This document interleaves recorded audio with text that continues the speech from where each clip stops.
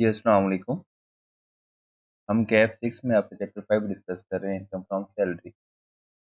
ये सैलरी के चैप्टर का आपका थर्ड लेक्चर है और आज के लेक्चर में जो हमने पॉइंट डिस्कस करने वो आपके सामने गिवन है। एंड जो हम प्रीवियस लेक्चर में जिन्हें डिस्कस कर चुके हैं, हम पहले उनको थोड़ा सा रिकॉल कर लेते हैं। अगर आप वो टॉपिक ढूंढ रहे हैं तो आपको आइडिया हो जाए कि हमने कौन सी वीडियो में आपको टॉपिक मिल जाएगा। हमने इनकम फ्रॉम सैलरी की पहली वीडियो के अंदर तीन चीज़ें डिस्कस की थी। वो डिस्कस की थी आपकी सैलरी की डेफिनेशन डिटेल में, उसमें टर्म जो यूज़ की हुई थी उनको एक्सप्लेन किया था, अंडरस्टैंड किया था। एंड हमने डिस्कस किया था कि आपकी जो चार्जेबिलिटी की बेसिस क्या है इनकम फ्रॉम सैलरी की, वो मतलब अक्रूवल बेसिस पे आपकी इनकम चार्ज होती है टैक्स पर या रिसीट बेसिस पर चार्ज होती है। फिर हमने लास्ट वीडियो में डिस्कस किया था कि अगर एक कंपनी मुझे कन्वेंस देती है तो उस पर मैंने किस तरह से टैक्स, उसमें से कैसे वैल्यू डिटरमिन करनी है कि मेरी सैलरी की वैल्यू कौन सा सैलरी की पार्ट बनेगी। फिर हमने डिटरमिन किया कि अगर, फिर हमने अंडरस्टैंड किया, सीखा कि अगर एक कंपनी किसी एम्प्लॉय को टर्मिनेट करती है, टर्मिनेट करने के टाइम पर जो उसको एक लमसम अमाउंट देती है, उसका टैक्स ट्रीटमेंट क्या है। उसके दो ऑप्शंस लॉ में प्रोवाइड करते हैं, हम दोनों में से जो भी इंडिविजुअल के लिए बेनिफिशियल होता है वो इंडिविजुअल ऑप्ट कर सकता है। फिर हमने बाकी छोटे मोटे टॉपिक पढ़े थे जो कि इतने ज़्यादा इंपॉर्टेंट नहीं है पेपर पॉइंट ऑफ व्यू। आज जो हमने यहाँ पर चीज़ें डिस्कस करनी है, ये चीज़ें न्यूमेरिकल में आती रहती हैं। मेरे हिसाब से जो इम्पोर्टेंट पॉइंट है वो पहला पॉइंट है, दूसरा पॉइंट। बाकी जो 3 पॉइंट हैं, लास्ट 3 पॉइंट्स, वो इजीली समझ आ जाते हैं, उसमें मसला कोई नहीं है। लेकिन जो फर्स्ट 2 पॉइंट्स हैं आपस में इंटरलिंक्ड भी हैं और काफ़ी डिफिकल्ट भी हैं और ये समझने वाले हैं। तो पहले हम देखते हैं कि पहला पॉइंट क्या है, value of accommodation provided by the employer. पहले हमें पता होगा ये चीज़ है क्या।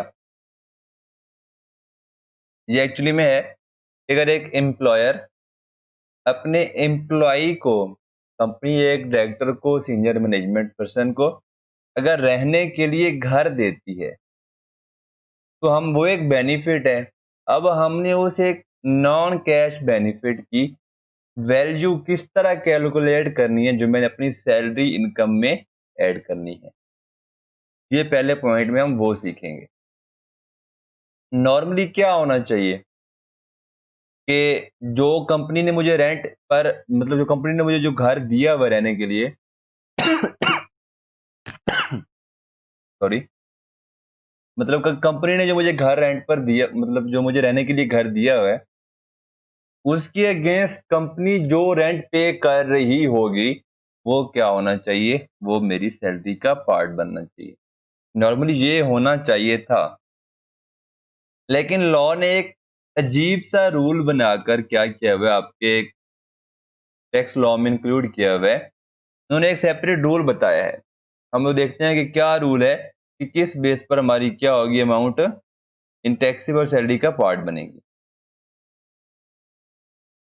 जी, वो कहते हैं, इफ accommodation और housing is provided by an employer to an employee including direct, the amount chargeable to tax under the head salary shall include higher of the following।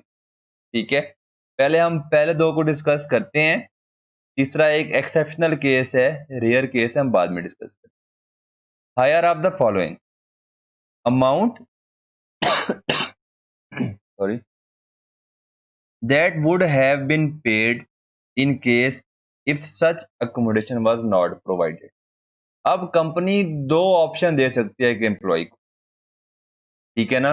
पहला ऑप्शन क्या हो सकता है, वो कहती है कि हम आपको रेंट अलाउंस देते हैं, कहते हैं कि हम आपको घर नहीं देते, हम आपको रेंट अलाउंस देते हैं। मतलब हम ये ज्यूम करते हैं कि आप जिस घर में रह रहे हैं उसका जो रेंट पर मंथ है 1,00,000 रुपए है, हम आपको 1,00,000 रुपए अलाउंस देंगे। ये अजम्पशन बेस पे एक फिक्स अमाउंट होती है जो मंथली बेस पर एम्प्लॉय को मिल रही होती है, ठीक है ना। ये है कि अगर कंपनी उसको घर नहीं देती तो वो रेंट अलाउंस दे रही होगी, ठीक है। तो ये पहले वाले पॉइंट की बात हो रही है, amount that would have been paid in case if such accommodation was not provided. ठीक है, अगर मैं अज्यूम करता हूं कि मुझे कंपनी पर मंथ 1,00,000 रुपए क्या दे रही है, रेंट अलाउंस दे रही है, तो पूरे मंथ में मुझे पूरे साल में कितने मिलने थे? 12 लाख मिलने थे। ठीक है, अब नेक्स्ट आता है अब हमने क्या करना है? कंपेयर करना है हायर ऑफ। पहली अमाउंट वो जो हमने अभी पढ़ी है, दूसरी है and 45% of the minimum time scale of basic salary और basic salary if there is no minimum time scale. Sorry. Minimum time scale क्या होता है जी, हम बाद में डिस्कस करते हैं। पहले हम देखते हैं कि बेसिक सैलरी। अब हम ये मैंने क्या करना है? Higher of rent allowance B, ये क्या है? 45% of basic minimum time scale और basic salary if no minimum time scale. ठीक है, अब फॉर एग्जांपल एक कंपनी है, उसने मुझे घर दिया हुआ, मैं हूं मिस्टर तैफूर, ए लिमिटेड कंपनी है, मैं उसमें जॉब करता हूं। उसने मुझे क्या दिया हुआ है? घर दिया हुआ है, अकोमोडेशन दी हुई है। ठीक है, अब मैंने क्या करना है? अपनी अकोमोडेशन की वैल्यू कैलकुलेट करनी है जो मैंने सैलरी का पार्ट बनानी है।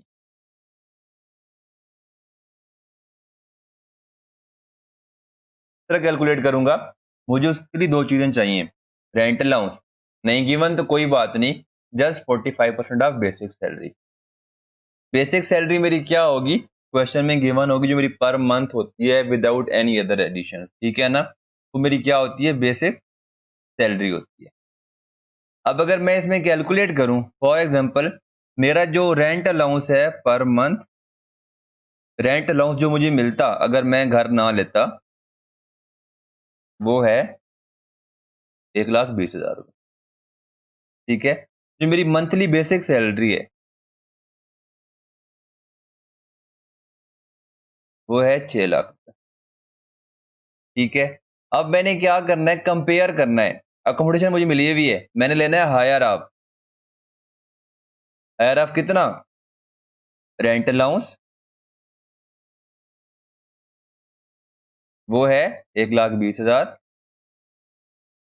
मल्टीप्लाई बाय 12, 14,40,000 रुपए। फिर मेरे पास है 45% ऑफ बेसिक सैलरी। ठीक है, अब मैंने पहले क्या करनी है? पूरे साल की बेसिक सैलरी कैलकुलेट करनी है। इस तरह कैलकुलेट करूंगा, 6 lakh multiply by 12 multiply by 0.45, 45%। अब इनमें से जो हायर होगा वो क्या करेगा? बनेगा मेरी सैलरी का पार्ट बनेगा। ये जो 32,40,000 रुपए है, ये है वैल्यू ऑफ अकोमोडेशन, जो मेरी क्या बनेगी? सैलरी का पार्ट बनेगी।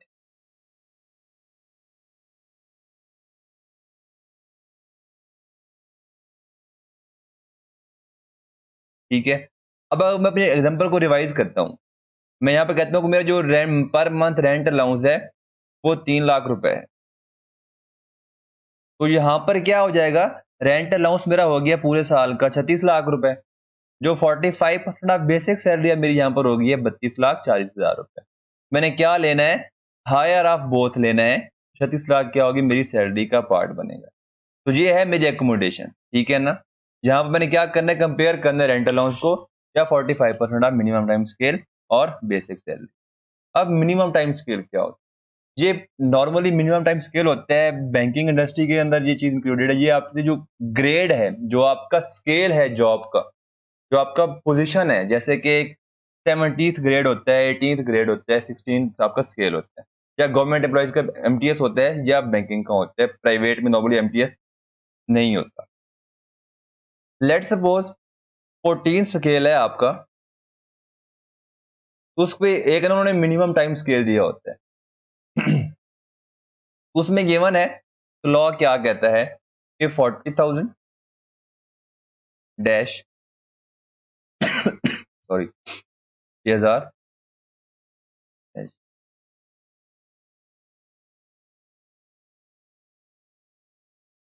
70,000, ये है मिनिमम टाइम स्केल। और जो पूरे साल की बेसिक सैलरी है उस पर्सन की, वो मैं कह देता हूं कि है 8,40,000 रुपए। ठीक है, अब यहाँ पर उसने कहा था कि मिनिमम टाइम स्केल का 45% अगर है, अदरवाइज बेसिक सैलरी। अब 40,000 पर मंथ, यहाँ पर इसका मतलब ये होता है कि अगर 14 स्केल पर एक पर्सन अगर हायर होता है, अगर एक पर्सन 14 स्केल पर प्रोमोट होता है, तो उसकी जो मिनिमम सैलरी होगी वो 40,000 रुपए होगी। ठीक है ना, जो 6,000 रुपए है ये क्या है, उसका एनुअल इंक्रीमेंट है। 14 स्केल के पर्सन की जो मैक्सिमम सैलरी हो सकती है वो 70,000 रुपए हो। ठीक है ना, इसका ये मतलब होता है। अब यहाँ पर अगर मिनिमम टाइम स्केल भी है और बेसिक सैलरी भी है, हमने क्या करना है, मिनिमम टाइम स्केल को 12 से मल्टीप्लाई करना है, क्योंकि यहाँ पर 40,000 पर मंथ है, 12 से मल्टीप्लाई करना है। हमारे पास जो मिनिमम टाइम स्केल है वो बनता है 40,000 मल्टीप्लाई बाय 12। ये कितना है, 4,80,000। ये कितना है, एमटीएस, और ये है basic salary.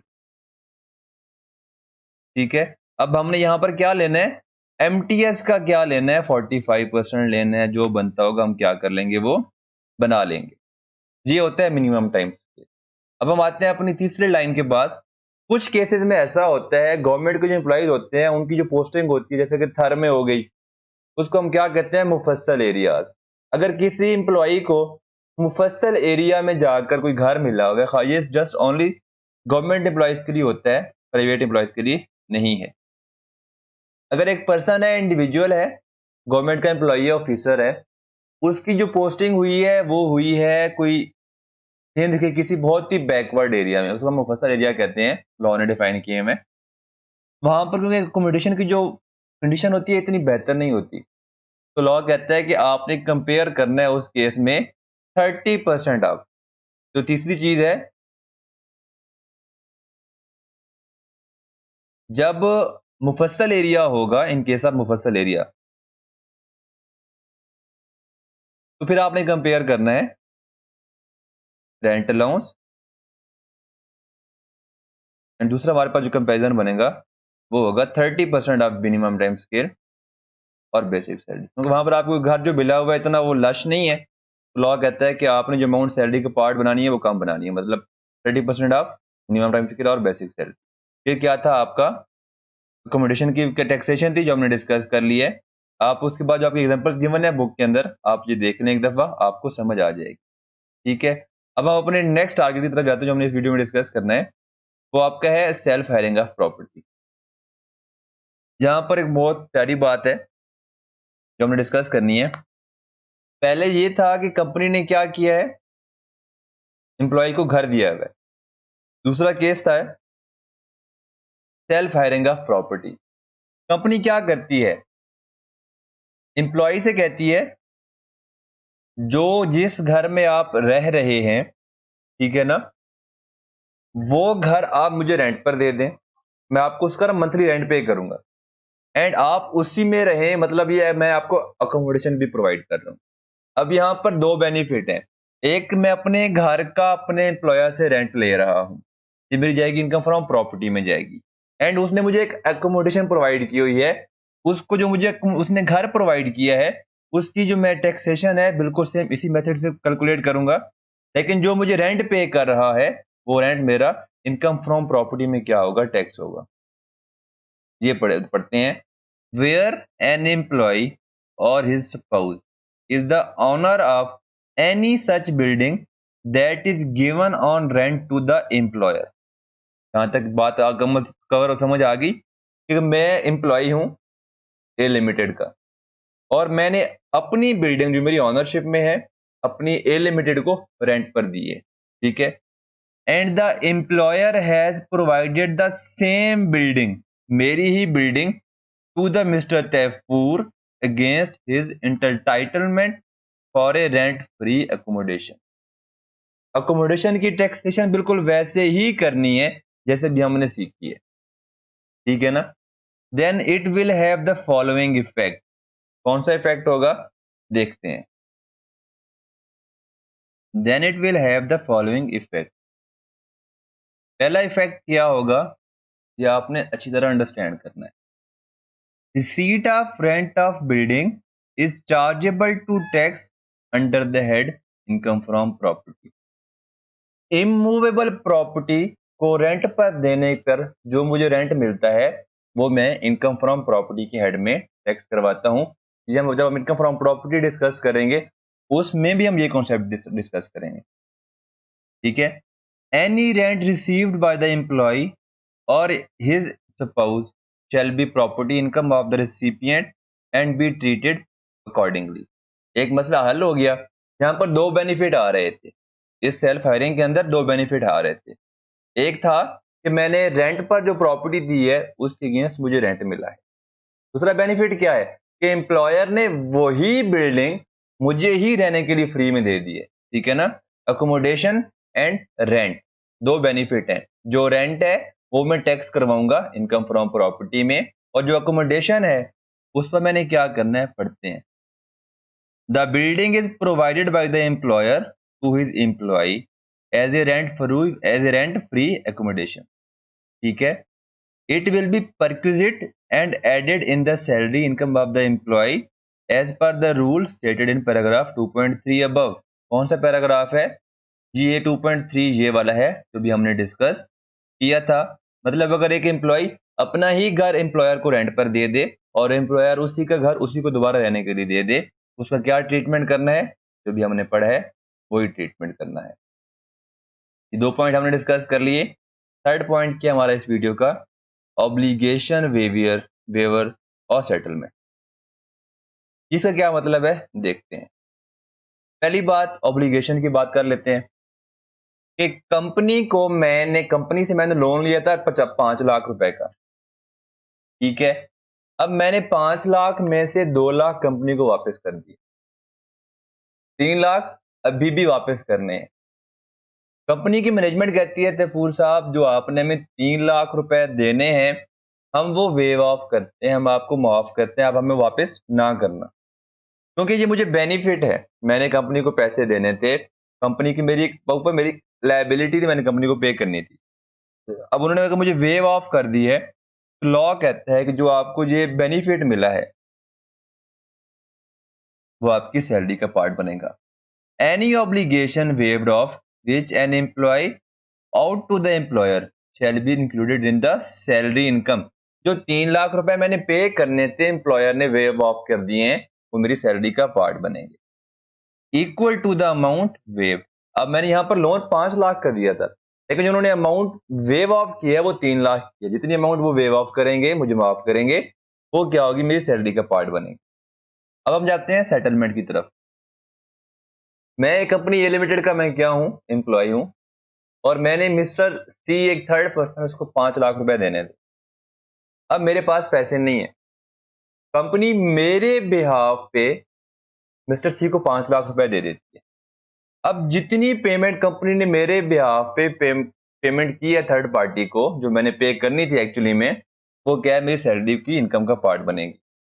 Any repayment by the employer to another person on account of an obligation of the employee. अब ऑब्लिगेशन मेरी थी कि मैंने मिस्टर सी को 5 लाख रुपए पे करने थे, लेकिन कंपनी ने पे कर दिए, मेरे एम्प्लॉयर ने पे कर दिए। Shall be included in the salary income of the employee equal to the amount repaid. जितनी अमाउंट उन्होंने पे कर दी वो सारी की सारी मेरी सैलरी इनकम का पार्ट बनेंगे। ये था हमारा आज का थर्ड कॉन्सेप्ट। चौथी बात हमने जो डिस्कस करनी है वो देखते हैं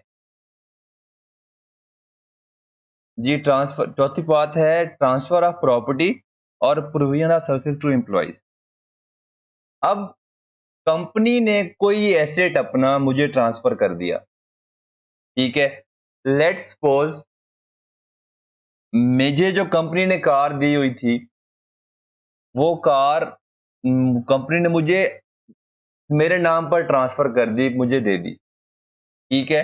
अब वो मैं उसको क्या ट्रीटमेंट करना है? लेट्स सपोज जब कंपनी ने मुझे कार ट्रांसफर की, कंपनी ने कहा जनाब आपके पास जो कार है आप हमें 1 लाख रुपए की पेमेंट कर दें और कार आप ले लें। ठीक है।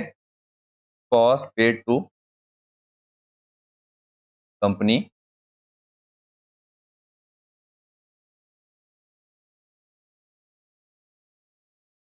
Of car.